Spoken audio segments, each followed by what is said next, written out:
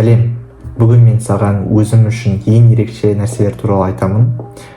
Бұл жай ғана курс емес, бұл менің көзқарасымды, мақсаттарым өзгерткен жол. Бір нәрсе мойындау керек, мен әрқашан биология мен медицина жақсы көрдім. 9 сыныптан бастап мектепте оларды әрқашан ЕНТ-да таңдаймын деген мақсат болған. Бірақ өзіме сенімсіз болдым. Қандай? Мен дәрігер бола аламын екен, мен хирург боламын екен дегендей өзімде іштей сұрақтар болды. Оның көп мазалады, мен шын айтсам. Тіпті мен өзімді ветеринар бола алсам да жетеді деген ойлар болды. Ол өте қате ойлар болған негізі.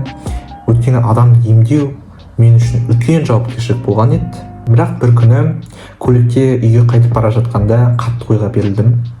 Жай ғана көзімді жұмып, болашағын өзіме елестедім. Және сол сәтте өзіме айттым: мен адамдарды өмірінде сақтай аламын деген. Неге мен тырыспауым керек? Мен қолымнан бәрі келеді деген ойымда іштей сезімдер болды. Сол кезде бұрылып анамға мен хирург болғым келеді дедім. Анам күліп, бұл өте қиын, сен шыдай алмайсың дейді. Бірақ мен настойчивый адам болғандықтан мен жасай аламын. Анамның сөзі маған 2 есе келіп, мен 2 есе тырыстым. Содан бастап мен өзімді толықтай өзгертуге кірістім. Бір күні анам айтады: «Жүзірік дейтін курс бар. Менің подругамның қызы содан жоғары балл көрсетіп, жалпы жүзірік грантқа түсті. Қарап көр» деді маған. Мен интернетте іздедім, видеоларды қарай бастадым, инстаграмды аштым, басқа да мотивация видеоларды ол туралы көрдім. Бірінші рет жүзірік дейтін сөзді бірінші рет естідім сол жерде. Содан бастап мен 9 класста 91 потокта февральда химия оқуға тіркелдім. Басында 11 класты сыныптармен оқып, мен өзім жалғыз 9 оқыған адам болған едім. Басында қатты ұялдым, бірақ содан кейін ұялғышым мотивация айналды. Кураторым мына 9 оқитын бала бәрі қолынан келеді деген сөздер айтқаннан кейін мен өзімде керемет сезім пайда болды, шын айтсам. Бұрын болмаған. Кейін мен 9 сыныпта органика дейін 1 ай бойы оқып, мен алғаш рет үйден шықпай білімді алуады деген түсіндім. Жылы көрпеде кітапты оқып қойып, кітап видеоларды ноутбук ашып қойып, және шынайы білімді алуға. 10 сыныпта мен смарт пакетін алып, химия, биология және де тарихты алып, 11 потокке тіркелдім. Оңай болған жоқ. Ашығын айтсам болды. Депрессияларда да, қиындықтарда да, вообще уақыт болмаған кездерде де болды. Демалуға да, тамақ ішуге де уақыт болмаған кездер болды. Бірақ жүзірік мен үшін жай курс болған жоқ. Ол мен үшін екінші отбасыға айналды. Жанымда әрқашан кураторлар, достар, мотивация, эфирлер. Достар әрбір өңірден болған, Қазақстан әрбір өңірден. Және 2 жыл өткен соң қазір мен 90 балл алып тұрмын.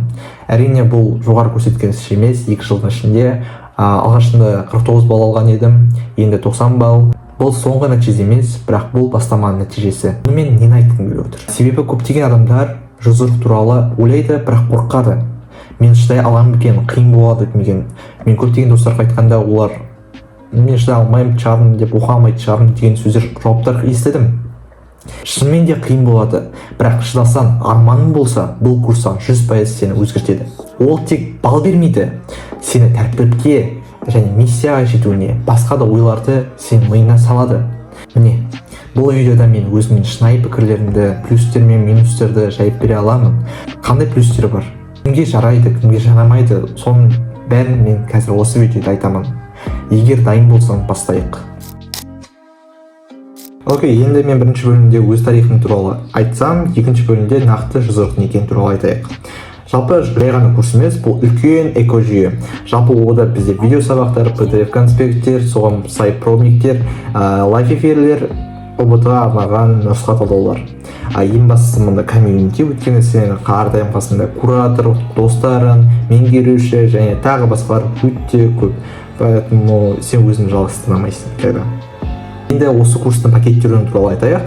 Бірінші пакет бұл жалпы смарт пакет туралы айтсам, мен жалпы ода толықтай 1 жыл оқығандықтан мен сізге толықтай оған ақпарат бере аламын. Мысалы айтсақ, әр қайсынан 1, 2, 3, 4 пән аласыз өзінің арнайған, және де ода 5 ай жүйелі дайындық болады. Ол өте тез, және де жалпы 10-дарға, 11-лерге жарап қалуы мүмкін. Әр пәнге жалпы өзінің жеке кураторы және ай сайын промналар болады. Өзінің ішінде квиз-тест, видео сабақтар және тағы басқа ақпараттар берілген. Оның ішінде өзінің жүзірік жасалған база, кітап оқу, және де тарихтан мысал алсаңыздар, ода картамен жұмыс. Жалпы смарттарды кімге рекомендация ететін? Жалпы ондарға, 11-лерге. Себебі кейбір 11-лер өзінен Genius таңдаудан қорқады, одан мен ұзақ оқиын, үлгермей қалам дегенде ой болса, смартты таңдай берсек болады. Бірақ та Genius таңдаған абзалырақ болады. Genius қазіргі таңда мен ода оқимын, және Genius'ты мен жалпы көп 11-лерге совет беретін едім. Өйткені Genius'та бізде 7 ай бойында біз дайындаламыз, 2 ай плюс дегенде, оның ішінде сіз дайындаласыз, жалпы 7 айдың ішінде жалпы сіз 4 айын жалпы мысалы 9-8 классқа дейін оқи аласыз. Сосын уже қиын 10 мен 11-ге внимание бәрін көше аласыз. Сіз өзіңіз фундаментіңіз құрасыз. Сізде 3 куратор болады әрбір пәннен. Биология мен химиядан, например, бейіндік пәндерде мысалы бір куратор, тарих пен математика сауаттылықтан өзінің кураторларынан. Және де оларда СТ дейтін бар, смартта банағыдай СТ бар. Және де ода оқысаңыз, жалпы программа тереңірек және баяуырақ оқытылады. Сендердің өзіңіз информацияны тезірек қабылдау үшін, баяу қабылдау үшін жалпы сол идеальны деп болады. Жалпы айтсақ, сол ода мен қазір оқып жүрген көптеген плюстарды көріп отырмын, шын айтсам. Және де сол VPS дегеніміз бұл жеке дайындық. Былай айтсақ, сендер қаңтар ұбт-дан жоғары нәтиже көрсетсеңдер, мысалы 125-135 сондай алсаңдар, сіз VIP бөлімге өтесіз, ал премиум бөліміңізге мысалы сіз 90-100 плюс сондай алсаңыз, сіз премиум бөлімге өтесіз. Немесе стандарт бөлімі бар. Стандарт бөлімі уже мұндағы 70-90 аралығында, мысалы айтсақ, сөзде сіз осы жерде VPS дейтін бір сөзбен скидка қалай жетті? Мысалы VIP-қа мысалы полностью бесплатно болады сіздерге, премиумда жалпы сізде 80-нен бастап 70 па, солай стандарт 50% скидка. Жалпы сол ода вообще жүйелі түрде нағыз ұпта дайындық, өте жалпы тез жүреді. Кітаптарды оқып тұрған адамдарға, мысалы кітапты бәрібір беттен оқимыз, оларда мен жалпы оқып көрген жоқпын, бірақ та ол туралы көптеген ақпаратты естідім. Және де VPS бөліміне өзінің кураторлары болады, және де сендер жалпы бір пәннен 2 пәнге дейін, жалпы сізде 3 пәннен бастап 4 пекен смарт болсаңыз, сізді VPS-ге алады.